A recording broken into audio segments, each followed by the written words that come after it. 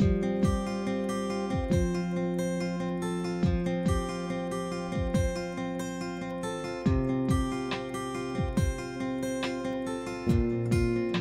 a wallflower, so I stopped talking to people. I was a student who only teachers knew by name.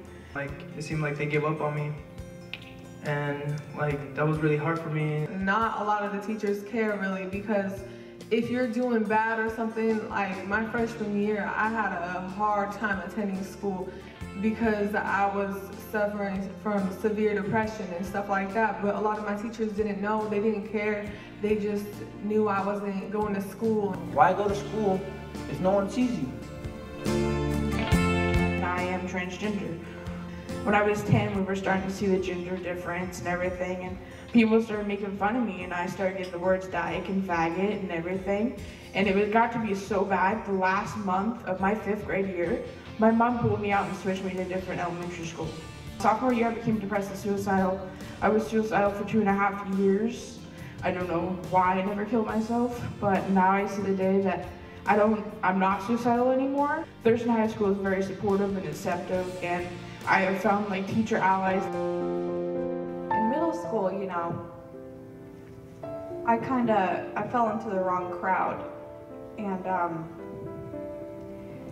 I didn't feel like I fit in very well, and I didn't feel safe when I was at school. I didn't feel like I should be there. I didn't feel like that was where I needed to be. I did things I'm not particularly proud of today, and a lot of my friends don't know about it. And I'm a silly girl. I'm getting emotional. People wouldn't really particularly know, if you know me today, that I was pretty severely depressed in middle school. Sorry. I think the reason things are so different is because I feel like I really belong now. I'm involved and I feel wanted and important, and leadership and cabaret are just great. Cabaret, it's like a family. We're sisters in leadership. I get a lot of say in what goes on in my school, and I think that's really, really important, and it's something I care about a lot. One thing that may be a little bit different in my family is I have 2 younger brothers, both of which were adopted. My middle brother suffers from something called Asperger's. He looks as if he can fit right in with any crowd, and unfortunately, people then expect him to. What happens when he just can't grasp the math problem? He just doesn't understand the rules of the game, or he can't fathom something as simple as how I'm making someone else feel when I talk to them. And that's the hard part.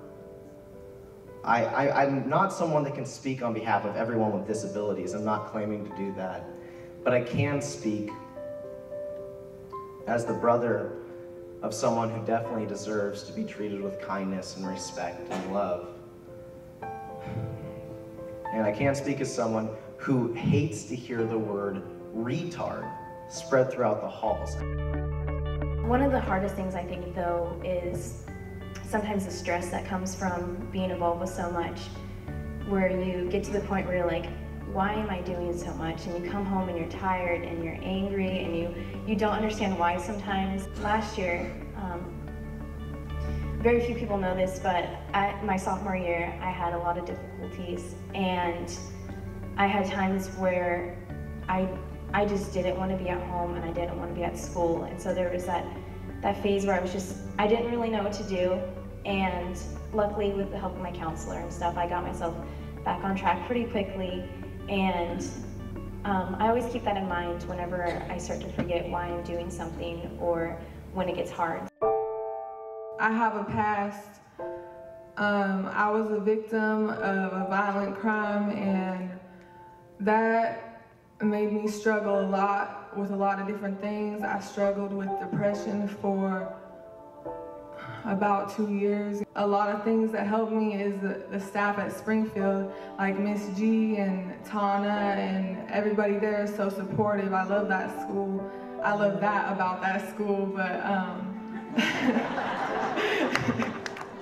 Also, I love the studio, which is one of the after-school programs, and it's part of the AMP program, which is the after-school Miller program, and there's a lot of different things, but my thing is singing. I love singing, I love writing music, recording it, and that's what I like to do. That's my passion. It helps me get a lot of anger out and frustration from the past.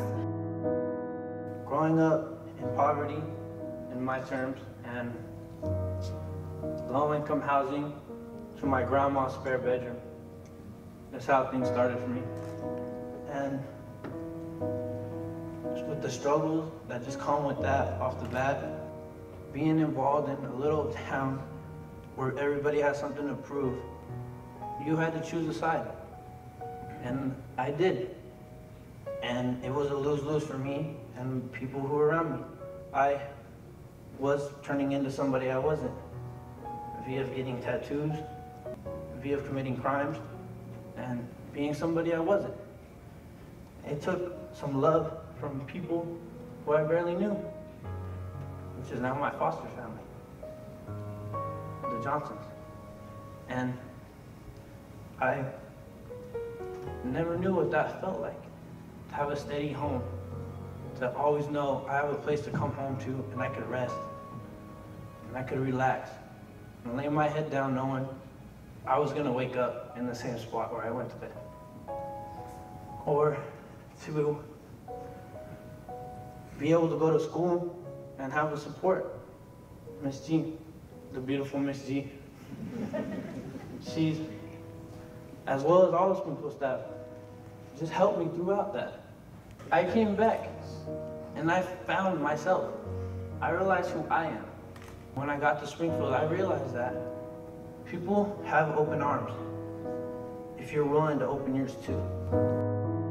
I grew up pretty poor. Like, I went to an elementary school where basically you would only see a couple little Latinos here and there.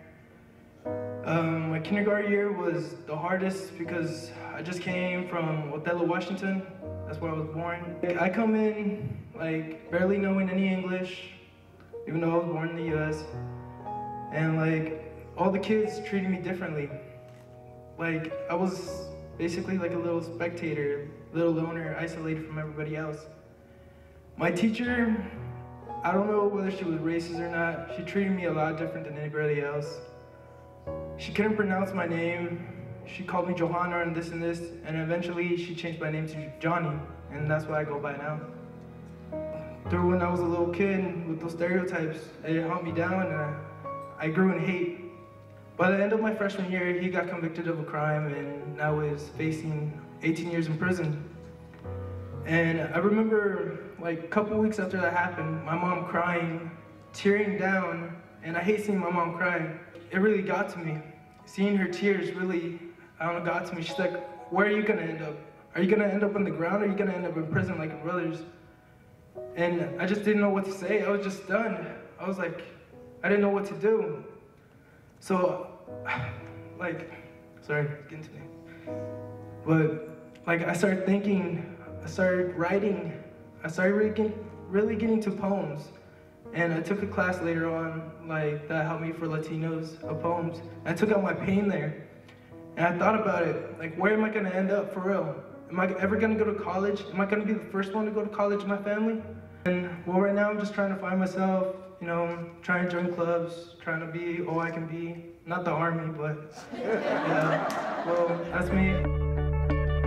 Springfield High School really helps the students. I think they got great staff. They're always, like Mrs. Espinosa, Ms. G, they always want, you know, people to do better. Nancy Golden, she's a great superintendent. She actually sent me a card once thanking me for being a mariachi and telling me that I'm doing good. What keeps me at school, what keeps me engaged in school is being involved and knowing that people there really do care about you. I sang with Michael Kidd's wife, and that was a great thing, and it's good to be involved like that because I think that's what makes the students want to come back, because they can see that somebody really does care for them. I think that's one of the most important things, is having someone there for you to help you and guide you along your way. But I know teachers are the main thing, because I never wanted to go to school. I had bad attendance because of the bullying. I became sick a lot. Like the bullying got me sick, so I didn't go to school. And I know sophomore year, Miss Schwab is actually my lifesaver. Miss Schwab turned my life around. I remember this one day, I wrote something suggestive in my journal about suicide, and she came after school and she said, "Can you stay after class?" I'm like, okay. I didn't know what she wanted. And she just comes up to me, she gives me this big hug. I'm like, okay, this is cool. And it's like 10 minutes later, I'm like, really now? I'm like, how much longer are we gonna hug here? And I'm like, I think she's wearing musk. And I'm like, I think I'm dying here. And actually that moment actually saved my life. Miss Rob, in that moment, that seemed like hours, she made me realize that people at school cared. I know my family cares, but I need somebody at school to know that they care about me. And that moment made me realize that I should be there and I shouldn't not go to school because of the bullying, that I should be able to handle the bullying, because I know I have one teacher that cares. You know, talk to your teachers and to your staff, and really help them understand how much students really appreciate the fact that they're there. Just to listen.